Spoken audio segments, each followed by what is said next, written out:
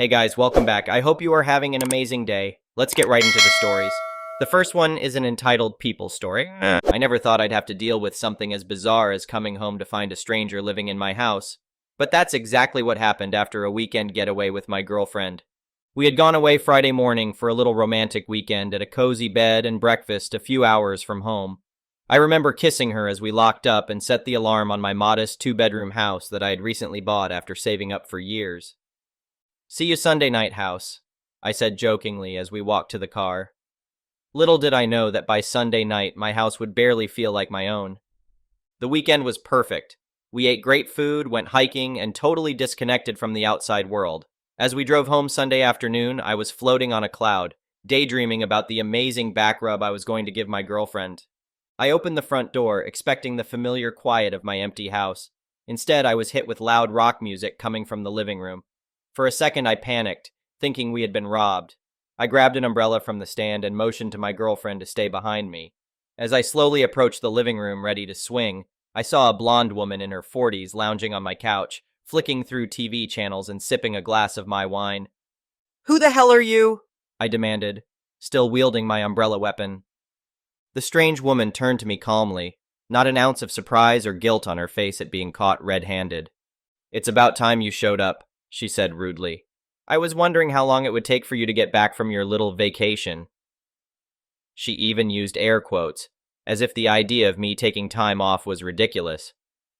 "Lady, I'm calling the cops if you don't tell me what you're doing in my house in the next 10 seconds, I said, reaching for my phone. Calm down," she sighed dramatically. "If you must know, I'm Karen. I needed a place to stay for a few days, and your house was just sitting here empty, so I borrowed it." My mouth fell open in shock. "You broke into my home while I was away and decided to borrow it for yourself?" I couldn't believe the audacity and entitlement of this woman. "I prefer the term occupy," Karen said matter-of-factly. "And I didn't break in, the back door was unlocked. You should really be more careful." Now she was lecturing me about home security? Unbelievable. I told her she had 30 seconds to take her stuff and get out before I called the police. Karen sat up angrily. "How dare you? Do you know who I am? I'm on the board of the Oak Grove Homeowners Association, and I contribute a lot to this neighborhood. I kept watch over your house all weekend, you ungrateful punk. Someone could have broken in and robbed you blind." I had to stop myself from laughing out loud at her ridiculous justification. "I don't care if you're the mayor. You're trespassing. Get out or I'm calling the cops." At this point, Karen leapt up from the couch and got right in my face, her wine breath hot on my skin. "You entitled millennials make me sick. You go on your avocado toast vacations while hard-working people like me struggle. I needed a place to stay and your house was available. Don't you believe in sharing? If you were a decent human, you would let me stay as long as I needed." I had to resist every urge to shove this entitled psycho out the door forcibly. Luckily, my girlfriend stepped in and gently tried to reason with Karen while steering her towards the front door. I grabbed my phone and dialed cops, keeping my eyes locked on Karen in case she tried anything crazy. She screamed at me that I was heartless and soulless as the police finally showed up 20 agonizing minutes later. The officers interviewed Karen and me separately. She spun some wild sob story about losing her home and needing temporary lodging, saying she thought my house would be fine since I'm never around anyway. I calmly explained the facts and showed the officers proof that I owned and lived in the house and had been away for the weekend. In the end, Karen was arrested for unlawful occupation and destruction of property, since the wine glass she used was an antique heirloom from my great-grandmother. Even as the cops put cuffs on her, she continued hurling insults and threats at me. I almost felt bad watching them put her in the back of the squad car, until I remembered that less than an hour earlier this deranged woman had been making herself at home in my house. The cops told me I could press charges, which I did immediately. No way was I letting her get away with it. Karen ended up being sentenced to 6 months in jail after pleading guilty to avoid a longer sentence. I also filed a restraining order, not taking any chances that she might seek revenge someday. The police reassured me that Karen has a history of mental health issues, and I shouldn't take her verbal attacks personally. Still, the experience left me feeling violated. The idea that a total stranger felt entitled to not only enter my home but also occupy it made my skin crawl. For weeks after I found myself double and triple checking the locks, installing a security system, and barely leaving the house. Over time, the paranoia faded, but I will never forget that psycho Karen. She took something from me that day, my sense of safety and sanctuary in my very own home, and I'll be damned if I ever give someone the chance to take advantage of me like that again. I sure learned the hard way to be more careful and vigilant with my home security from here on out. The next one is a pro-revenge story. I used to do part-time volunteer work for a local park. It was pretty basic stuff like picking up trash and light security, which was just making sure that people aren't damaging the park property or to report anything shady going on. This park was a fairly big and had a jungle gym in the back of it behind the wall of trees. One day I noticed that there are tire marks in the grass right where a turn out of the back is. It's fairly easy to make that turn and doesn't come out of nowhere or anything, so I don't know why someone would go through the grass. Also keep in mind it was very muddy and cold, so the tire marks were pretty much cemented in after the grass was ran over. I call my supervisor and they say that we will fix that area when it gets a little warmer out, which it was going to be later that week. A couple days later, when I'm near the front of the park patrolling, I notice a minivan coming up from the back of the park. It goes right through the same area of the grass that was previously ran over. I couldn't believe I just witnessed it happen. The turn doesn't come out of nowhere, and you can clearly see that going straight out will take you through the grass. I start jogging towards the van, waving my arms to get the driver's attention. She stops and rolls down her window, wearing thick sunglasses, and looked at me confused at first. She also had 2 kids in the back. EM. What? Me? Excuse me, miss, I'm one of the park workers. You drove straight through the grass back there. With how muddy it is right there, the grass gets damaged very easily. EM. Okay? She clearly didn't care and shocked me a bit that she didn't apologize about it. Me. Well, the grass is going to need to be put back down. I understand if it was a mistake, but please be more careful when coming out from the back. I can tell she's giving me a dirty look, even with her giant sunglasses covering most of her face. EM. Whatever, she says rudely and drives out towards the entrance after I say thanks and back away from the van. Fast forward a couple days, me and my supervisor had finished flattening the dirt and putting down new seed for that area in the morning. I was pretty happy with how it turned out, and the grass would look better than it did before once it grew. Later that day, when I come back to patrol the park, I notice the same minivan in the back parking lot. I head over to the jungle gym area, and of course I see the entitled mom on a bench looking at her phone while her kids are playing. I was hoping in the back of my mind that she would have listened to me yesterday, but judging from how she acted, I was doubtful. I did a couple walks around the back area, making sure there wasn't any trash, and when I saw her tell the kids it was time to go, I sprinted towards the front of the park entrance, stand in front of a car at the front, and put my own pair of sunglasses on. I keep them in a fanny pack along with some medical supplies and my phone, so that she wouldn't recognize me and stay on the path, like how you slow down on the road when passing a police officer. Once her van starts coming up, I am watching in disbelief as once again she doesn't turn and goes right through the same area again that we had just fixed up this morning. I was pissed now. I walk up to her van, this time being in the middle of the pavement, and she stops when I approach, rolling down her window and giving me a pissed look that I stopped her again. EM. Oh my god, what do you want? Me. Miss, you ran over that area again. We had finished fixing it this morning and you just ran it over. EM. So, it's just some ducking grass. You should just make that whole area pavement so it won't get ran over. Me. You can clearly see that the grass is in front of you when you drive up from the back area. It doesn't come out of nowhere, and we've never had anyone run over that area. Only you. I had a frustrated tone in my voice, but was still trying to be polite. Her kids in the back were glued to their tablets and weren't paying any mind to me other than when they heard their mom swear. They looked to be around 6, 8, I think. She gives me one more nasty look before rolling up her window and driving away. Didn't even respond to my last point. Also, she almost ran over my foot since she didn't wait for me to back away from her van before driving off. That was my tipping point. I call my supervisor again and tell him what happened. I could tell he was pretty pissed over the phone, but said that he had a plan to stop that area from getting ran over anymore. I meet him on Friday morning, and he has this giant boulder in the back of his pickup truck. I instantly knew what we were going to be doing with it. After some work getting it down, digging up the dirt, and wedging it into place, we finished putting the boulder in. I had to admit that it made me sad that there was now this eyesore of a rock there, and all our work previously was for nothing, but I was happy the entitled mom wouldn't be running over that area anymore. Later that day, I'm in the back picking up trash when I see the same minivan pull into the parking lot. I know it's the entitled mom and her kids because I remember their license plate this time. I pay no mind to them, know that she couldn't run over the grass again when they leave now. Later on, I was cleaning some bird poop off a statue when I heard a loud crash sound that came from the front. I run over to when it came from, shocked as I see the entitled mother's van with the giant boulder we put down wedged between her tire and the bumper of her car. She gets out of the van in shock at what happened, swearing and shouting. I personally didn't want to damage her car. Just realized she couldn't drive through the grass anymore, so I did feel some guilt at seeing the giant boulder wedged in her car. I came over to the other side to see that the wheel was off the ground slightly and the front bumper wedged atop the boulder. I don't know how she even managed that, honestly. She sees me and immediately gets a look of pure, concentrated anger. You! She starts walking up to me, stomping her feet. You put that rock there, didn't you, a hole? Me. Miss, my supervisor brought that boulder in this morning for that spot because you were running over the grass.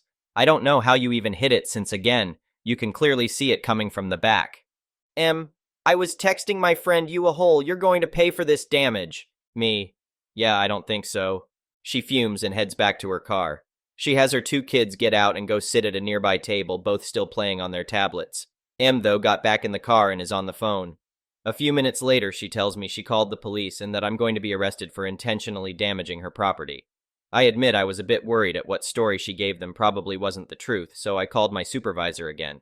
He got here even before the police did. I saw him laughing as he pulled up and saw the situation. He walks up to the entitled mom and explains who he is, and she starts yelling at him about how she's going to sue and have him and myself arrested for the damage. A few minutes later, the police pull up. She tells them that we intentionally put that rock there to damage her car. But we explained to the officers that she had drove over that grass several times, even after we had fixed it, and we put that boulder down to keep her and others from driving through the grass. The police got some more information from us and told the entitled mom that we were in the right to put the boulder down and aren't liable for her poor driving. Frustrated, tells her kids to get back in the car and actually starts to back out off the boulder. My supervisor, the officers, and I all watch as the boulder is scraping up the bottom of her car as she backs out. Once off it, her front bumper slams on the pavement and is now hanging down off the left side. Something under her car was also touching the pavement, which was apparent as she started to drive away, and the sound of something scraping against the road could be heard. The officers stop her and tell her that her car is now not safe to drive on the road, and she needs to get it towed. My supervisor and I went home shortly after, smiling and laughing at what had happened that day. I can safely assume now she won't be going over that grass anymore. The next one is a petty revenge story. Not my story, but my nanny's. And this happened decades ago. I caught up with my nanny recently, and I was reminded of this story. The dialogue isn't accurate, obviously, but hopefully you'll get the gist of it. My siblings and I had a part-time nanny growing up since both our parents worked. Her job was to pick us up from school in the afternoon, drive us to after-school activities, bring us home, and prepare dinner. We lived in a subdivision where my parents owned 2 pieces of property, one property where our house stood, and an empty lot next door. The empty lot wasn't fenced in, and it's essentially a bare piece of property. This subdivision is considered small. Only 60 properties, allowing everyone to know each other. My parents moved there in the first year of their marriage and were literally one of the first families that ever lived there. Nanny started working for us when my oldest brother came into the picture and stayed with us for over 25 years before she retired. Everyone in the subdivision knew her and loved her. Nanny loved to garden, and my parents gave her carte blanche on the empty lot. She cared for that garden so much, and we had a lot of fresh vegetables and fruit growing up. Nanny could take home as much produce as she wanted as well. One day, Nanny started to notice that her harvest was decreasing and couldn't figure out why. There were bananas that she was sure was there a week ago that were now gone. The only harvests left were the ones that were already turning brown, etc. After finding out Nanny's concerns, my dad installed CCTV cameras along our perimeter fence that looked out to the empty lot where Nanny's garden stands. Sure enough, the CCTV catches a neighbor stealing Nanny's hard-earned harvest. It was a new neighbor, Karen, who was treating our garden as her own personal produce section. Karen steals at the oddest hours too when no one could see her. Think 5 a.m/11 p.m.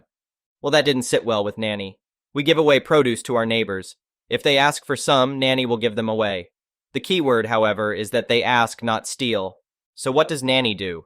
When Nanny was sure that Karen was the thief, she cooked an extra large serving of dinner one night and took some over to Karen's house. Her young son answered the door, possibly 8, 10 years old, and Nanny asked for Karen. When Karen came to the door, Nanny in a loud voice said, "I brought you dinner since I noticed that you've been helping yourself to our garden recently. I didn't want you or your children to go hungry." Karen was obviously red in the face and shut the door quickly. Without getting the food Nanny was offering, she missed out because Nanny was an amazing cook. Her son was right by the door watching the exchange too.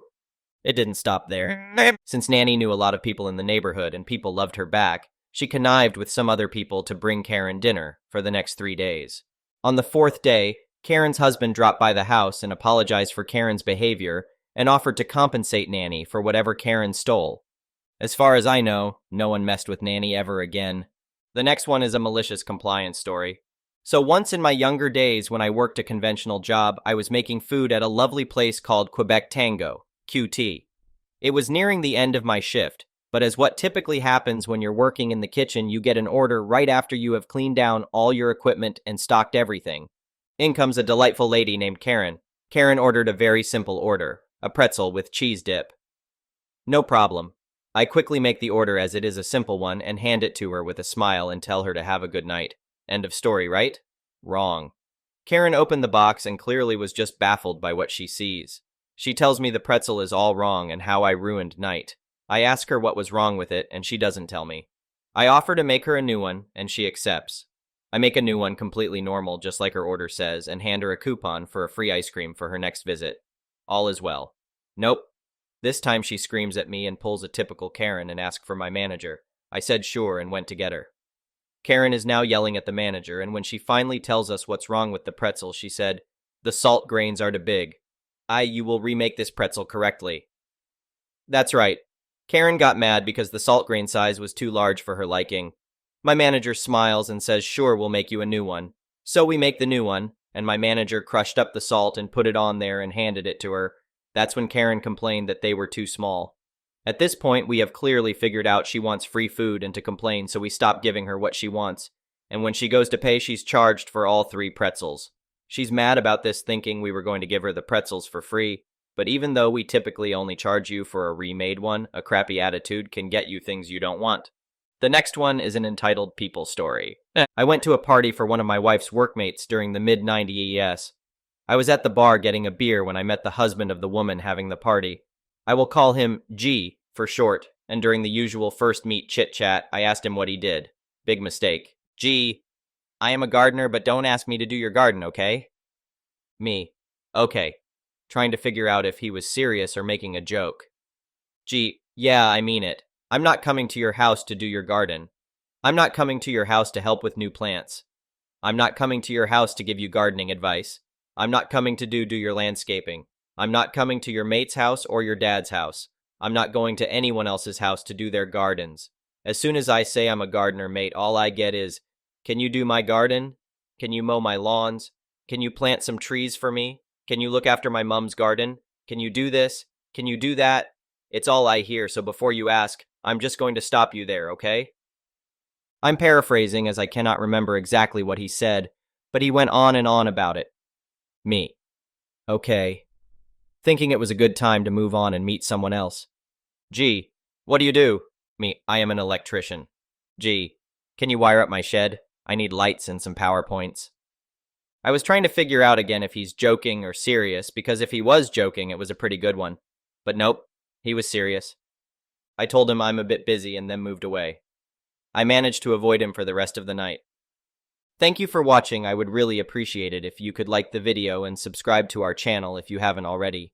We'll see you again tomorrow.